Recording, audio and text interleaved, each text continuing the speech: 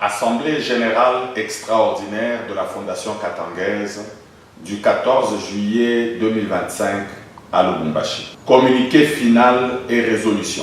Réunis en Assemblée générale extraordinaire ce lundi 14 juillet 2025 au siège de la Fondation Katangaise à Lubumbashi, en vertu de la décision numéro 003-FK-PDT-NAT-DBM-2025 du 12 juillet 2025 portant convocation de l'Assemblée générale extraordinaire, les membres statutaires de la Fondation Katangaise, présents ou représentés, ont procédé à l'évaluation du comité exécutif national mis en place à l'issue de l'Assemblée générale du 21 avril 2024.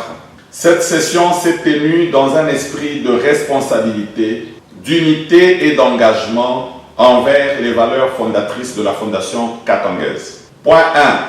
Présentation du rapport général.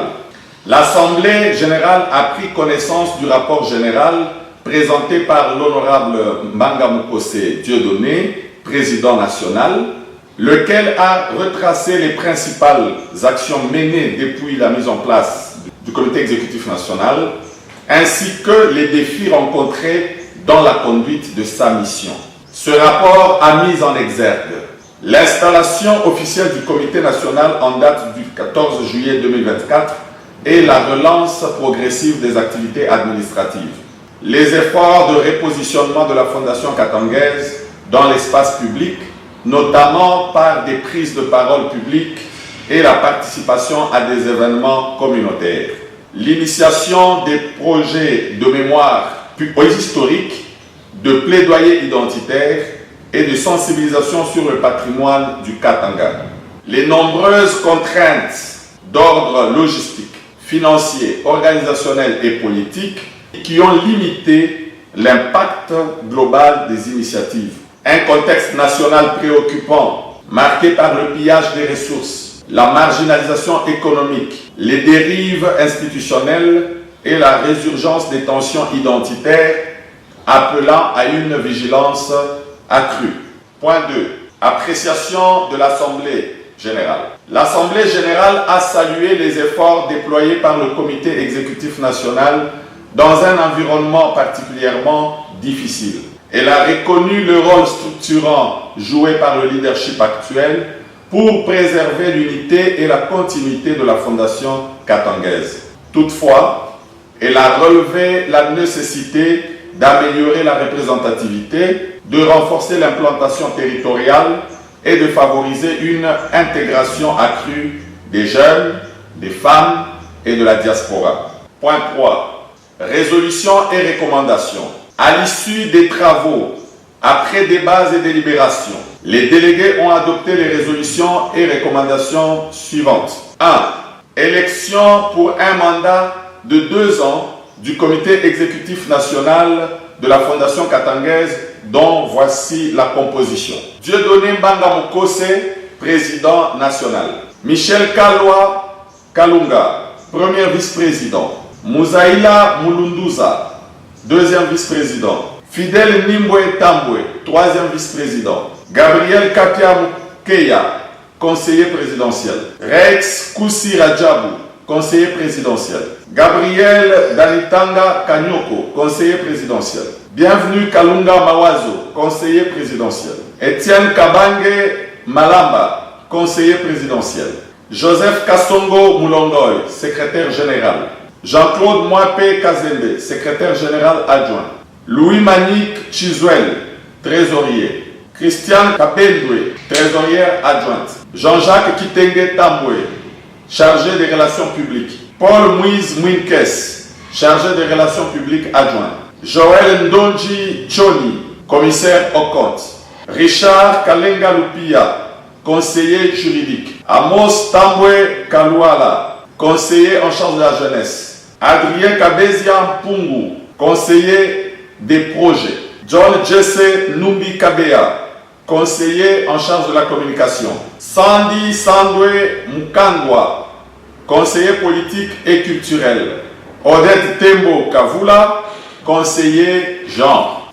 2. Restructuration des organes provinciaux et territoriaux avec un calendrier de redéploiement dans toutes les entités du Grand Katanga. 3. Adoption d'un plan stratégique 2025-2027 fondé sur 4 axes prioritaires. Renforcement de l'unité et de la cohésion interne.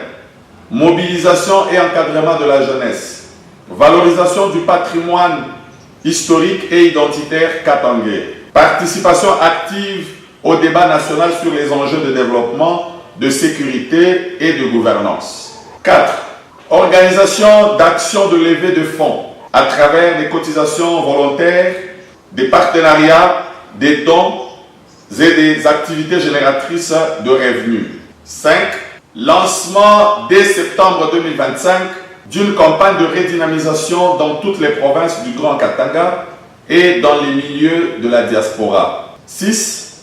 Réaffirmation du rôle de veille citoyenne et de défense des intérêts du Katanga par la Fondation katangaise face aux multiples menaces identitaires, économiques et institutionnelles. Point 4. Appel à l'unité et à la responsabilité. L'Assemblée générale invite les membres, l'ensemble, les sympathisants, les partenaires de la Fondation katangaise à rester mobilisés, vigilants et solidaires dans un esprit d'engagement collectif au service du Katanga et de la République démocratique du Congo. Elle exhorte la jeunesse katangaise, les forces vives, les opérateurs économiques, les élus, les chefs traditionnels et les membres de la diaspora à s'approprier le combat de la Fondation katangaise pour un Katanga uni, prospère et respecté. Point 5. Conclusion. La Fondation katangaise demeure un pilier essentiel de la mémoire collective, de la dignité identitaire et du progrès solidaire dans notre région. Elle doit poursuivre son enracinement, renforcer sa crédibilité et assumer pleinement son rôle d'acteur stratégique dans la reconfiguration politique, sociale et économique du Congo.